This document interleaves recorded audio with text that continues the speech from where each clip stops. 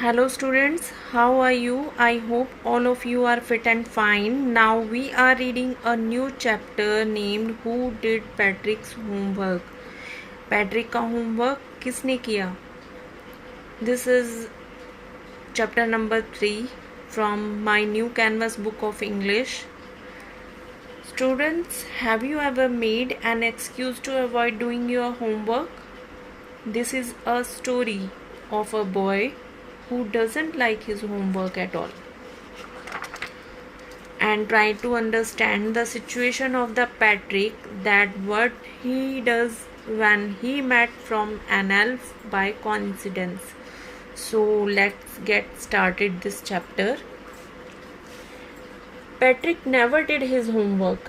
Patrick अपना homework कभी भी नहीं करता था. Too boring, he said. वह कहता था कि ये कितना बोरिंग है. He played baseball and basketball and Nintendo instead. उसकी जगह पर वो बेसबॉल, बास्केटबॉल और Nintendo खेलना पसंद करता था. His teachers told him, Patrick, do your homework or you won't learn a thing. उसके टीचर उससे कहते थे कि पैट्रिक अपना होमवर्क किया करो, नहीं तो तुम्हें कुछ भी लर्न नहीं होगा, तुम कुछ भी नहीं सीख पाओगे. And it's true, sometimes he did feel like a ding a ling. और ये सही भी था, क्योंकि कभी कभी वो ऐसा फील करता था जैसे कि डिंगलिंग एक स्टूपिड पर्सन है. यहाँ पे डिंगलिंग का मीनिंग है a stupid person. But what could he do? पर वो कर भी क्या सकता था. ही हेटेड होमवर्क. वो होमवर्क करना बिल्कुल भी पसंद नहीं करता था. Then on St. Patrick's Day, his cat was playing with a little doll and he grabbed it away. और एक दिन उसकी जो कैट है वो एक डॉल के साथ खेल रही होती है और वो उससे उस डॉल को छीन लेता है. To his surprise it wasn't a doll at all. और सरप्राइज रह जाता है क्योंकि वो एक डॉल नहीं होती but a man of the tennis size. बल्कि एक आदमी होता है जो बहुत ही टेनिस साइज, बहुत ही छोटे साइज का होता है. He had a little woollen shirt with old fashion breaches. उसने एक वूलन शर्ट पहन रखी होती है और साथ में एक ओल्ड फैशन ब्रिचेस पहन रखी होती है. Breeches means a short pant, एक छोटी पैंट जो नीज तक आती है. And a high tall hat, एक टॉल हैट पहनी हुई होती है मच लाइक ए विच. जो कैसी लग रही होती है हैट? एक विच की हैट जैसी. He yelled save me. वो चीखता है मुझे बचाओ. Don't give me back to that cat. इस कैट को मुझे दोबारा मत देना. I will grant you a wish. मैं तुम्हें तुम्हारी एक विश पूरी करूँगा. I promise you that. मैं ऐसी तुमसे प्रॉमिस करता हूँ. Patrick couldn't believe how lucky he was. Patrick को विश्वास नहीं होता कि वो इतना लकी कैसे हो सकता था. Here was the answer to all his problems. यहाँ पे उसकी सभी प्रॉब्लम्स का सॉल्यूशन था, उसकी सभी प्रॉब्लम्स का उसे आंसर मिल गया था. So he said, only if you do all my homework. अगर तुम मेरा सारा होमवर्क करोगे till the end of the semester, इस सेमेस्टर के एंड तक, that means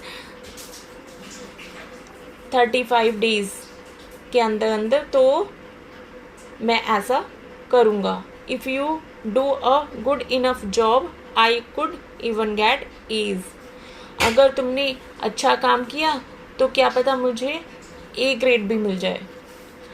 the little man made a face and said. Little man थोड़ा face बनाता है और बोलता है, ओह आई एम कर्स्ड, मुझे तो ये सज़ा मिल गई है, but I will do it, पर मैं ऐसा करूँगा। And true to his word, और अपनी बातों पे सच्चा रहते हुए, the little elf began to do Patrick's homework. जो लिटिल एल्फ होता है वो पैट्रिक का होमवर्क करना स्टार्ट करता है। But there was one glitch, पर वहाँ उसे एक छोटी प्रॉब्लम आती है। Glitch means a small problem. The elf didn't always know what to do. Elf को कभी भी ये पता नहीं होता कि उसे करना क्या है। एंड ही नीडेड हेल्प, और उसे हमेशा हेल्प की ज़रूरत पड़ती है। हेल्प मी ही डिड से, वो हमेशा हेल्प के लिए बोलता रहता है। And Patrick would have to help, और पैट्रिक जो है वो उसकी हेल्प करता है इन वट एवर वे, जिस भी तरीके से हो। I don't know this word the elf squid, मैं इस वर्ड को नहीं जानता, एल्फ चिल्लाता है। वाइल रीडिंग पैट्रिक्स होमवर्क, जब वो पैट्रिक का होमवर्क पढ़ रहा होता है। गेट मी अ डिक्शनरी, मुझे एक डिक्शनरी ला के दो। No words even better, look up the word and call it out by each letter. इससे अच्छा ये होगा कि तुम इस वर्ड का एक एक लेटर बोलते रहो और मैं डिक्शनरी देखूंगा। When it came to math, और जब वो मैथ पर आता है, Patrick was out of luck, वहाँ पे उसका पैट्रिक का लक भी काम नहीं करता। What are टाइम्स टेबल्स, ये टाइम टेबल्स क्या होती है? द एल्फ स्क्रीड, वो एल्फ चिल्लाता है। We elves never need that, हम एल्फ्स को इसकी कभी भी ज़रूरत नहीं पड़ती। And what are additions, subtractions, divisions and fractions, और ये एडिशन, सब्सट्रैक्शन, डिवीज़न और फ्रैक्शंस क्या होते हैं? Here sit down beside me, और यहाँ नीचे बैठ जाओ मेरे पीछे। You simply must guide me, तुम्हें मुझे गाइड करना पड़ेगा। Elves know nothing of human history, elves human history के बारे में नहीं जानते। To them it's a mystery, उनके लिए ये एक मिस्ट्री जैसा है। So the little elf already a shouter just got louder, और वो जो लिटिल एल्फ होता है वो जो चीख के बोल रहा होता है वो और तेज चिल्लाने लग जाता है।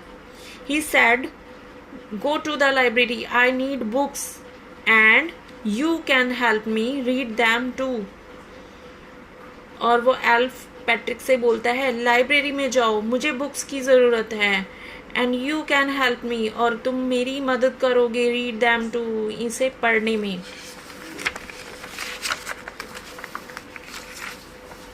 On next page, as a matter of fact, every day in every way, that little elf was a nag.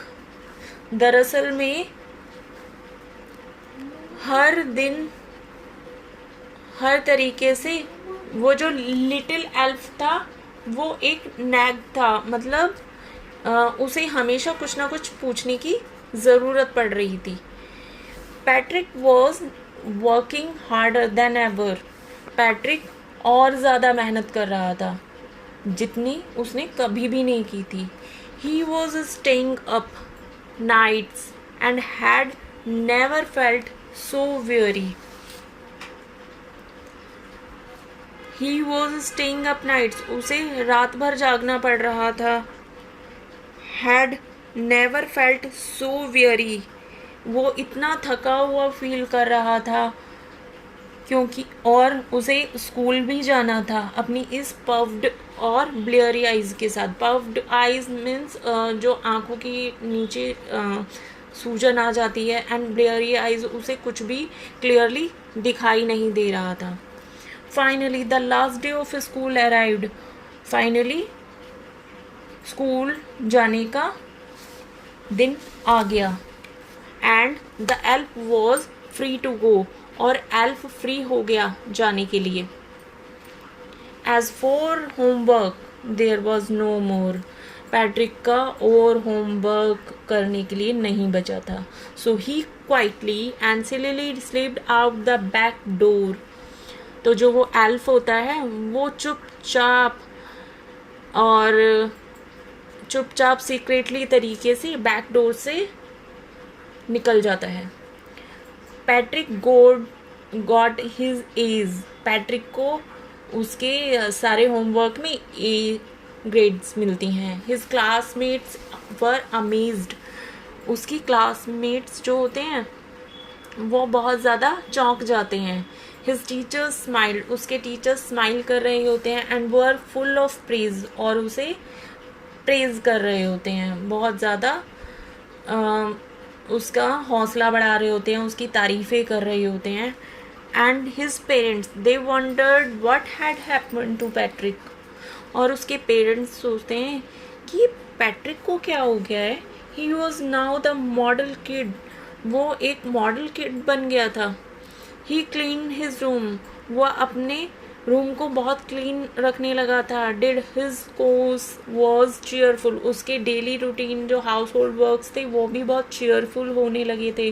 Never rude. वो रूड नहीं रहता था। Like he had developed a whole new attitude. उसके अंदर एक डेवलप्ड एटीट्यूड आ गया था, एक पॉजिटिव एटीट्यूड आ गया था।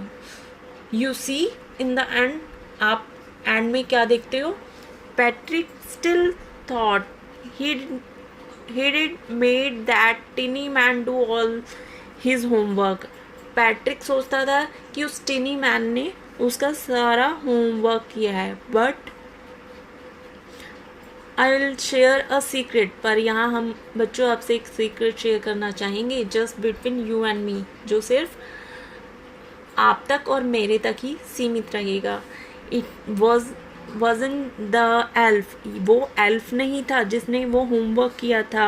Patrick had done it himself. Patrick ने अपना होमवर्क खुद किया था। So the moral of this story is hard work is the only key to success. We should always do our work by our own self. Patrick learned this value and started doing his homework. This is the end of this chapter.